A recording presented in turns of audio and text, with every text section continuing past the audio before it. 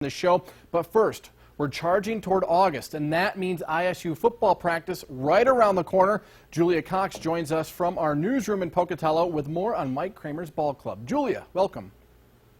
Yeah, Jeff, and it's no secret that Idaho State's schedule is a little bit daunting this season. They'll open up at home against Simon Fraser before hitting the road against two Pac-12 opponents. Then they'll start up conference play against the top 7 teams from last season, all with a winning record. The only team that they'll face in their conference without a winning record from last season is Sacramento State, and Idaho State ended up losing against them last year. It's 2 seasons.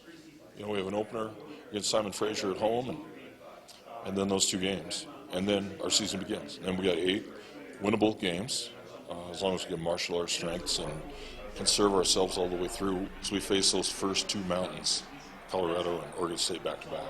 And last year we did not recover from those 2 mountains. So it's incumbent upon me to be able to make sure we rise after those 2 games. After going 2-9 last season and 1-7 in the conference, Idaho State was selected to finish 11 in the preseason polls by the media and 12th by the coaches. After having 6 players selected to the Big Sky All-Conference preseason list last season, ISU didn't have any players selected for this year. But Coach Kramer said he's not paying attention to what anyone says in the preseason.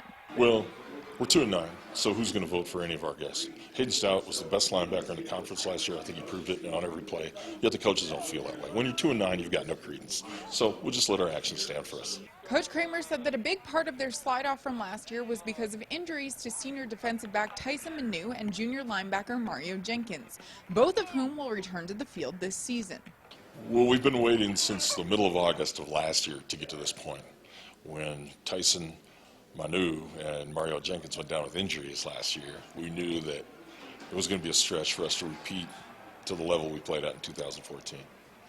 So now that both those guys are healthy, our turn. So I can't really get through this weekend down here without a lot of questions being asked about why we slid so far. The answer simply is 2 guys, and they're both healthy, and let's go play. Last year at this time, Mario Jenkins was first-team preseason all-conference players, as was Tyson Manu. They have both great game experience, great leadership, great toughness. The emergence last year of Hayden Stout at linebacker and Jake Pettit at linebacker. You add Mario Jenkins now to that mix, all of a sudden we're really good at linebacker, really good.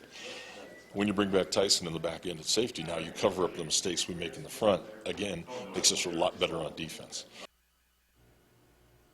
And as I mentioned in the story, Idaho State was picked 12th by the coaches and 11th by the media. Looking at the top 5 in both polls, Northern Arizona tops the coaches' choice to win the conference with 8 first-place votes. Portland State and Montana tie for second, with Eastern Washington and North Dakota in 4th and 5th. And in the media poll, NAU gets 8 first-place votes for first.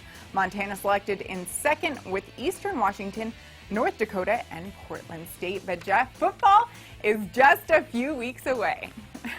Yeah, Julia, can you feel the tailgate atmosphere already? I think it's starting to sneak up on me. We all miss it. It's almost here. It is. All right, thank you very much, Julia.